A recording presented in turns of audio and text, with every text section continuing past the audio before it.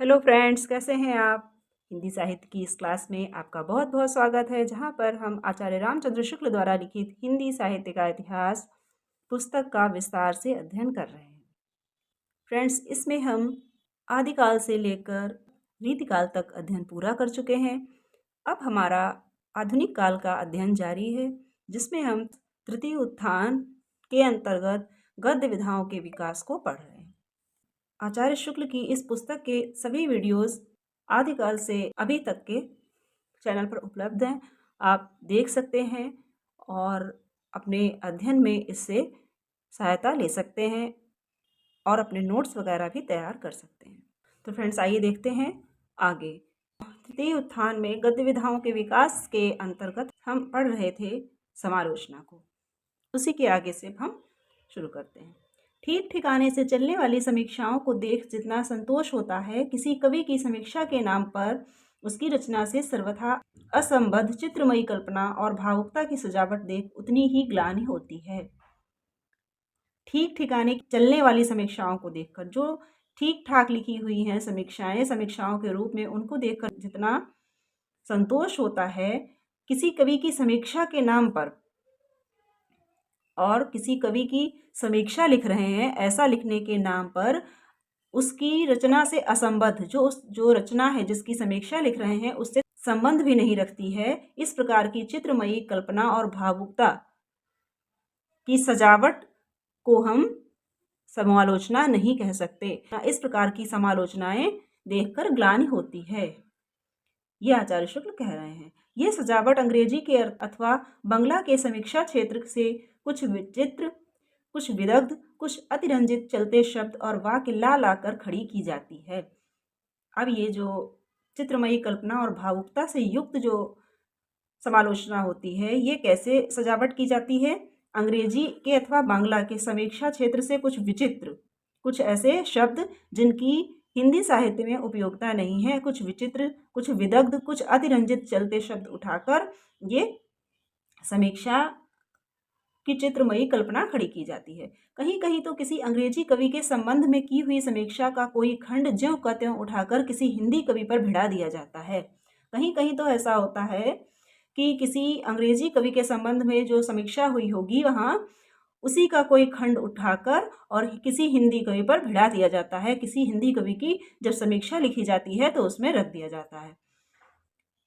ऊपरी रंग ढंग से तो ऐसा जान पड़ेगा कि कवि के हृदय के भीतर सेंध लगाकर घुसे हैं और बड़े बड़े गूढ़ कोने झांक रहे हैं।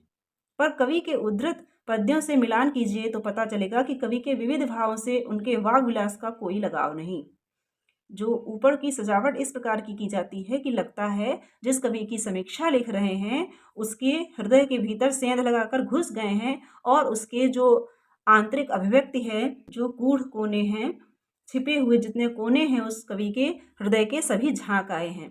परंतु जब कवि के उद्धृत, जब उनके पद्यों का उदाहरण देते हैं तो पता चल जाता है कि उनके उनके अर्थात कवि के भावों से समालोचना लेखक का कोई संबंध ही नहीं है। उनके वाग विलास जो उन्होंने बांधा है उसका कोई संबंध नहीं। पद्य का आशय या भाव कुछ और है, आलोचक जी उसे उद्धृत करके कुछ और ही राग अलाप रहे हैं। कवि ने कहा कुछ और है, उसका कहने का आशय और होता है, और आलोचक जी जब उसे उद्धृत करते हैं तो उसके संबंध में कुछ और ही बता रहे होते हैं। कवि के मानसिक इतिहास का एक आरोपित इतिहास तक किसी विदेशी कवि के मानसिक विकास का इतिहास कहीं से लेकर वे सामने रखेंगे। वो किसी विदेशी कवि का जो मानसिक विकास का इतिहास होता है, कहीं से लेकर वे सामने रखेंगे, वे रख देते हैं। पर इस बात का कहीं कोई प्रमाण न मिलेगा कि आलोच्य कवि के 25-30 पद्यों का भी ठीक तात्पर्य उन्होंने समझा है। जिस प्रकार समीक्षाएं अंग्रेजी साहित्य में हो रही थी, तो वहीं से उनकी जो मानसिक उन्नति या मानसिक इतिहास जो दिखाया जा रहा था, उसको वहां से लेकर वो हिंदी समीक्षा में, समालोचना में रख देते हैं, तो ये आरोपित इतिहास कहा जाएगा। पर इस बात का कोई प्रमाण न मिलेगा कि आलोच्य कवि के 25-30 पद्यों का भी, जो आलोच्य कवि है जिसकी आलोचना की जा रही है, उसके 25-30 पद्यों का भी उन्होंने, अर्थात समालोचना करने वालों ने, ठीक ठीक तात्पर्य उन्होंने समझा हो। केवल 25-30 पदों का ही, ऐसा कहीं प्रमाण नहीं मिलेगा। तो इससे निष्कर्ष यही निकलता है कि जो उनके मानसिक विकास को दिखाते हैं, वो अंग्रेजी कवियों से उठाकर उन पर आरोपित करते हैं। ऐसे आलोचकों के शिकार छायावादी कहे जाने वाले कुछ कवि भी अभी हो रहे हैं। ऐसे आलोचकों के शिकार छायावादी कहे जाने वाले कवि भी अभी हो रहे हैं, अर्थात जब आचार्य शुक्ल लिख रहे थे। नूतन शाखा के एक अच्छे कवि हाल ही में मुझसे मिले जो ऐसे कदरदानों से पनाह मांगते थे। नूतन शाखा के एक अच्छे कवि, नई नई जो शाखा प्रचलित थी उस समय छायावाद, उसके एक अच्छे कवि हाल ही में मुझसे मिले अर्थात आचार्य शुक्ल से, जो ऐसे कदरदानों से पनाह मांगते थे। अब सुनने में आ रहा है कि इस ढंग के ऊंचे हौसले वाले दो एक आलोचक तुलसी और सूर के चारों ओर भी ऐसा ही चमचमाता वाकजाल बिछाने वाले हैं, अर्थात इनकी भी समीक्षा लिखने वाले हैं।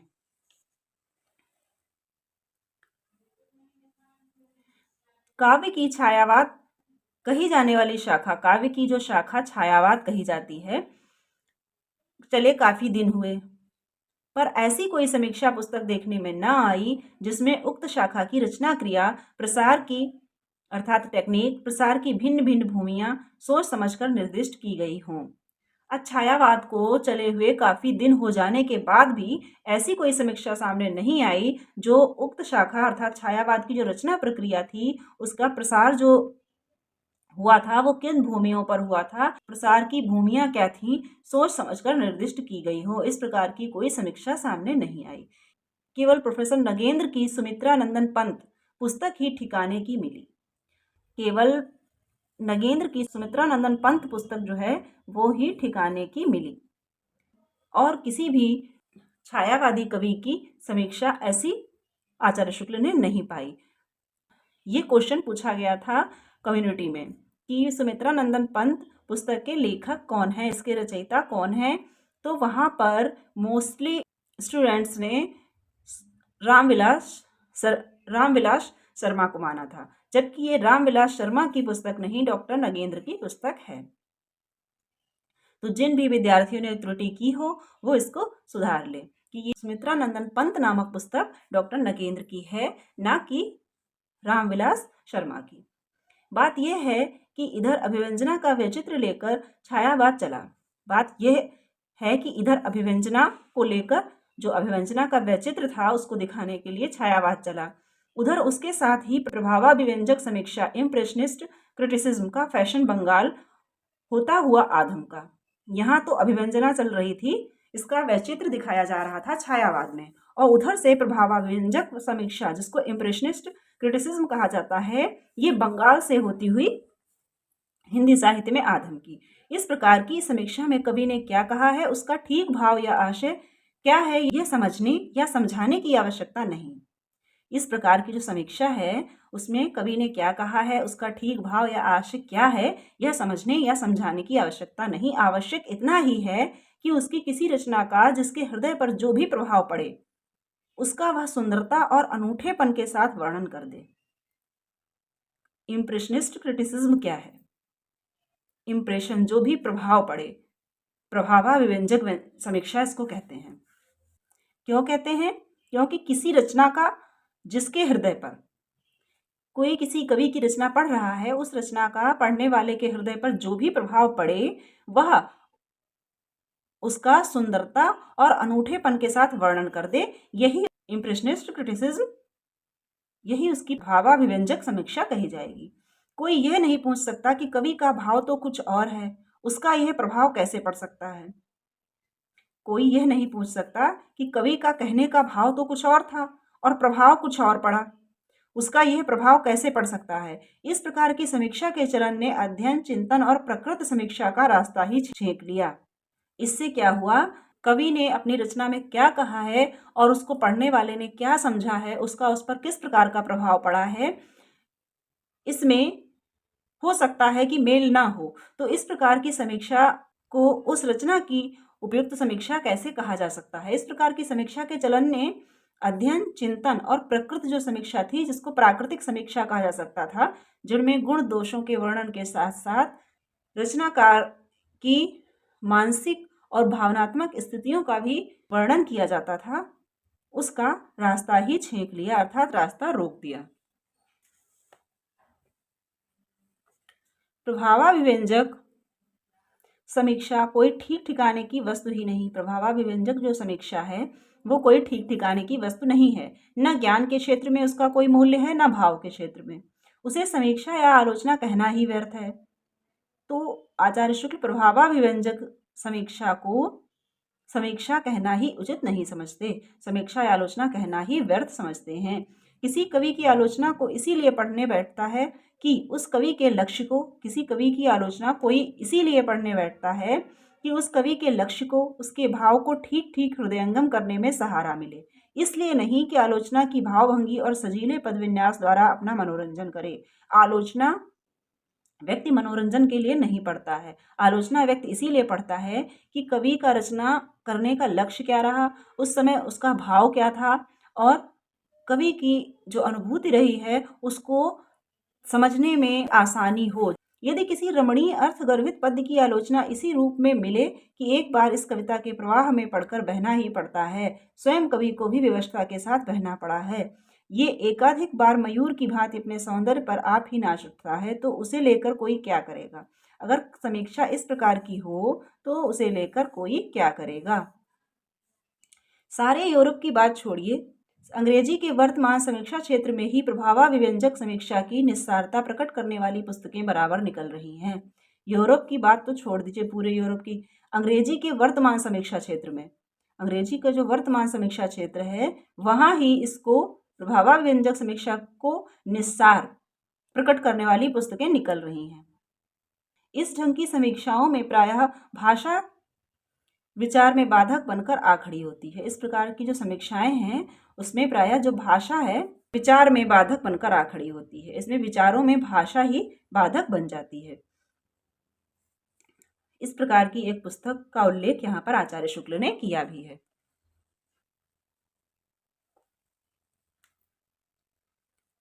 जैसे psychological approach to literary criticism, जिसमें यह अच्छी तरह दिखा दिया गया है कि प्रभावाभिव्यंजक समीक्षा कोई समीक्षा नहीं है। इसको दिखाने के लिए कि अंग्रेजी का जो वर्तमान समीक्षा क्षेत्र है उसमें भी प्रभावाभिव्यंजक समीक्षा को निस्सार प्रकट किया गया है। तो इस प्रकार की एक पुस्तक का उदाहरण यहाँ पर आचार्य शुक्ल ने दिया है। लेखक का ध्यान शब्दों की तड़क भड़क, उनकी आकर्षक योजना, अपनी उक्त की चमत्कार आदि में उलझा रहता है, जिनके बीच में स्वच्छंद विचारधारा के लिए जगह ही नहीं मिलती। लेखक का ध्यान शब्दों की जो तड़क भड़क है उसमें, आकर्षक योजना है उसमें, उक्ति का जो चमत्कार आदि है उसी में उलझा रहता है, जिनके बीच स्वच्छंद विचारधारा के लिए जगह ही नहीं मिलती। जो स्वच्छंद विचारधारा है उसके लिए जगह नहीं मिल पाती है। स्वच्छंद या प्राकृतिक विचार जो हैं वो प्रकट नहीं हो पाते हैं। विशुद्ध आलोचना के क्षेत्र में भाषा की क्रीड़ा किस प्रकार बाधित हुई है, कुछ बंधे हुए शब्द और वाक्य किस प्रकार विचारों को रोके रहे हैं, ऐसी बातें जिनकी कहीं सत्ता नहीं, किस प्रकार घने वाकजाल के भीतर विशुद्ध आलोचना के क्षेत्र में भाषा की क्रीड़ा किस प्रकार बाधक हुई है।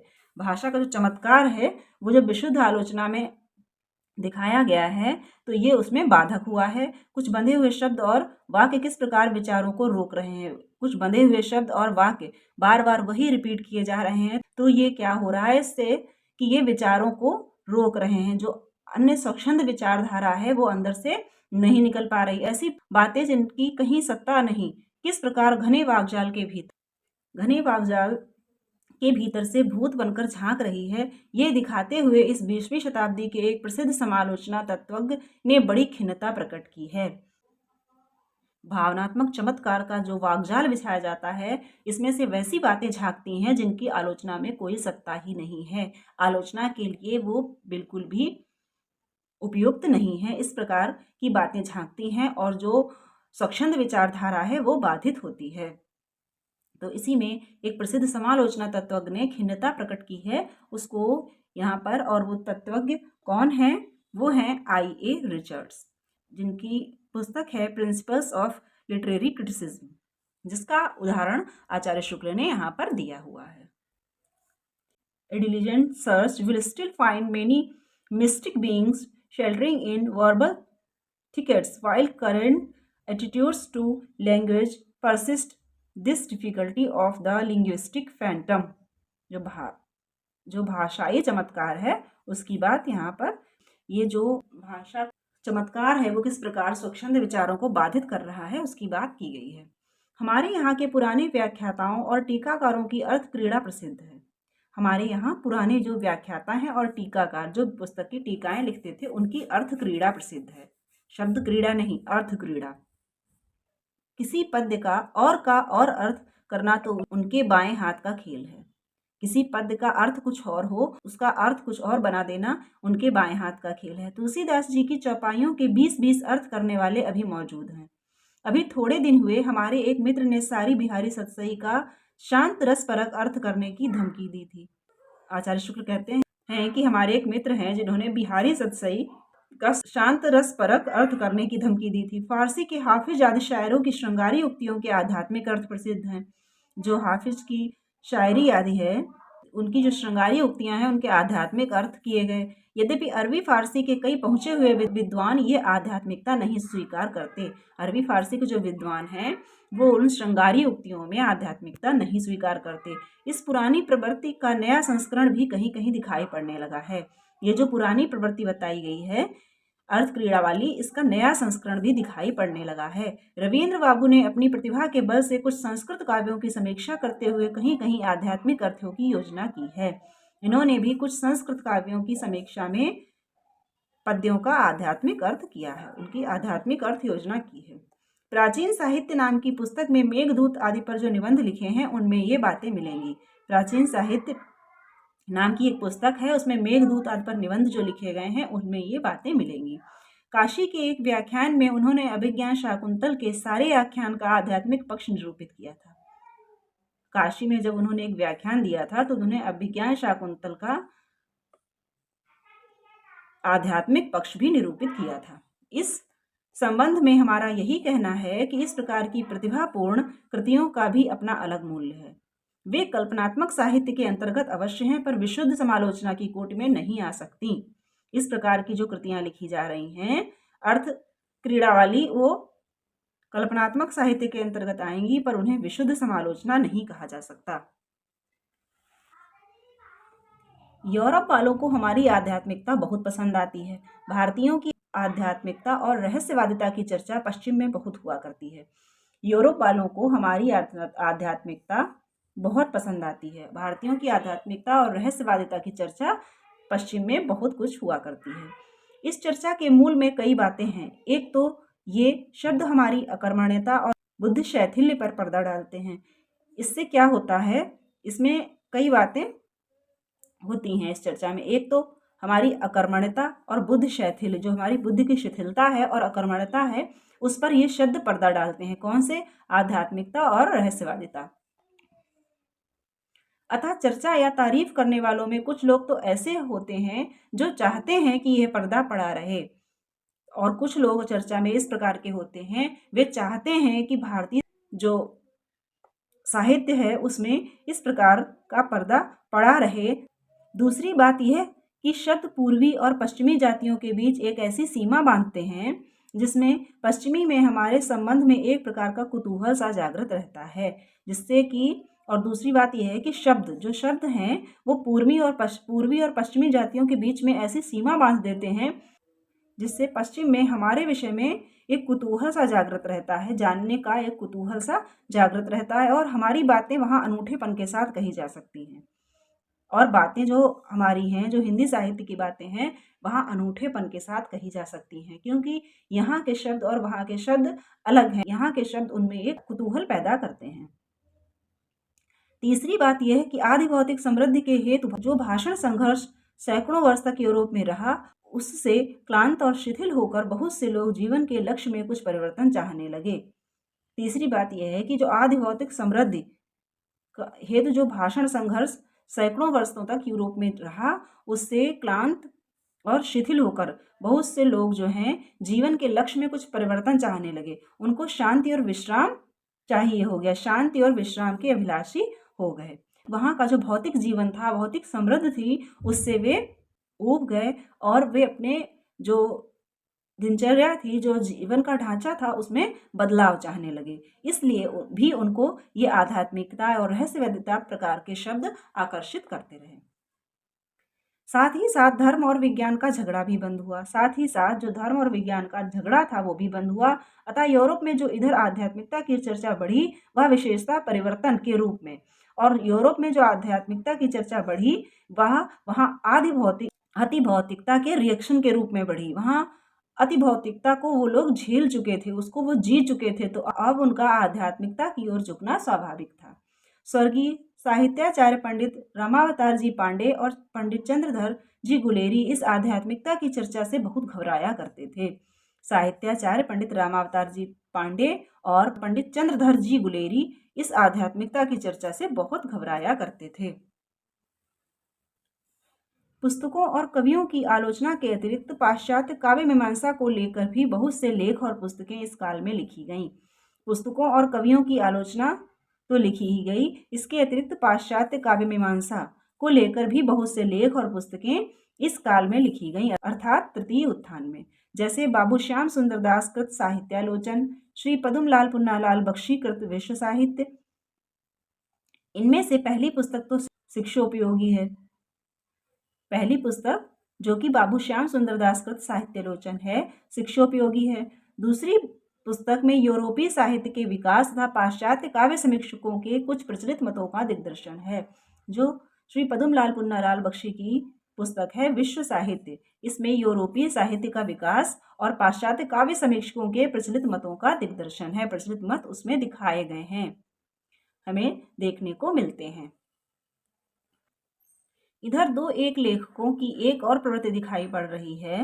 वे यूरोप के कुछ कला संबंधी एक देशीय और अतियुक्त मतों को सामने लाकर हिंदी वालों की आंखों में उसी प्रकार चकाचौंध उत्पन्न करना चाहते हैं जिस प्रकार कुछ लोग वहां के फैशन की तड़क भड़क दिखाकर। इधर दो एक लेखकों की प्रवृत्ति क्या हो गई है कि वे यूरोप के कुछ कला संबंधी जो अतियुक्त मत हैं, एक देशी मत हैं, उनको सामने लाकर हिंदी वालों की आंखों में चकाचौंध उसी प्रकार उत्पन्न करना चाहते हैं जैसे कि पाश्चात्य फैशन की तड़क भड़क को देखकर यहाँ लोग चकित हो रहे हैं।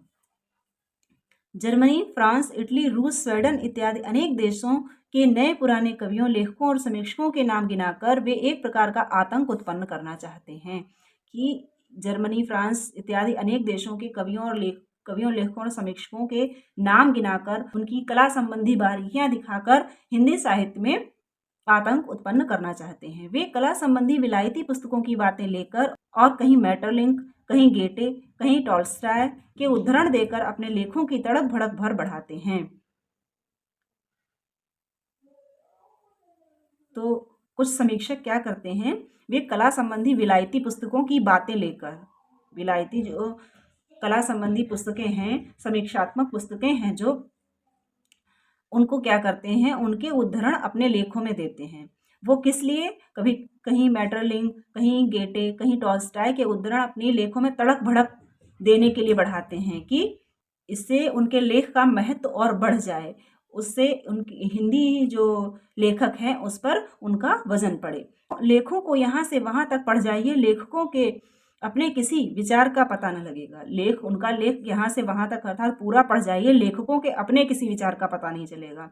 उद्धृत मतों की व्याप्ति कहाँ तक है, भारतीय सिद्धांतों के साथ उनका कहाँ सामंजस्य है और कहीं विरोध, इन सब बातों के विवेचन का सर्वथा अभाव पाया जाएगा।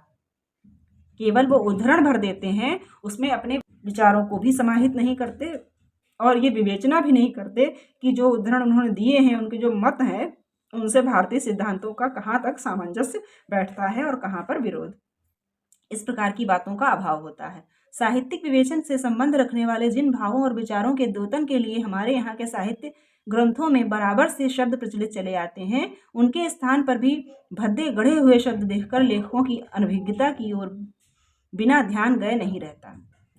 साहित्यिक विवेचन से संबंध रखने वाले कुछ ऐसे भाव हैं, कुछ भाव और विचार हैं जिनको प्रकट करने के लिए, जिनका द्योतन करने के लिए हमारे यहाँ के साहित्य में, हमारे यहाँ के जो साहित्य ग्रंथ हैं उनमें शब्द बराबर प्रचलित चले आते हैं। किसी भी विचार को, किसी भाव को प्रकट करने के लिए विशेष शब्द रखे गए हैं। उनके स्थान पर भी, उन शब्दों को प्रयोग ना करके उनके स्थान पर भी भद्दे गढ़े हुए शब्द प्रयोग किए गए हैं। इससे लेखों की अनभिज्ञता की ओर ध्यान जाता है, ध्यान गए बिना नहीं रहता। समालोचना के क्षेत्र में ऐसे विचार शून्य लेखों से कोई विशेष लाभ नहीं। समालोचना के क्षेत्र में इस प्रकार के लेखों से कोई लाभ नहीं मिलने वाला। फ्रेंड्स, आज यहीं तक। इससे आगे समालोचना को पढ़ेंगे अगले वीडियो में। तो आपको वीडियो अच्छा लगा हो और आपके अध्ययन को कुछ विस्तार मिल रहा हो, अध्ययन में आपको हिंदी समालोचना को, गद्य साहित्य की विधाओं को समझने में और उनके विकास को समझने में कुछ सहायता मिल रही हो, तो वीडियो को लाइक कर दीजिएगा, अपनी फ्रेंड्स में भी शेयर कर दीजिएगा जो जो हिंदी साहित्य से किसी भी एग्ज़ाम की तैयारी कर रहे हों। और चैनल पर नए हैं तो सब्सक्राइब कर दीजिएगा, ताकि कुछ न कुछ अध्ययन संबंधी सामग्री आपको उस चैनल से प्राप्त होती रहे।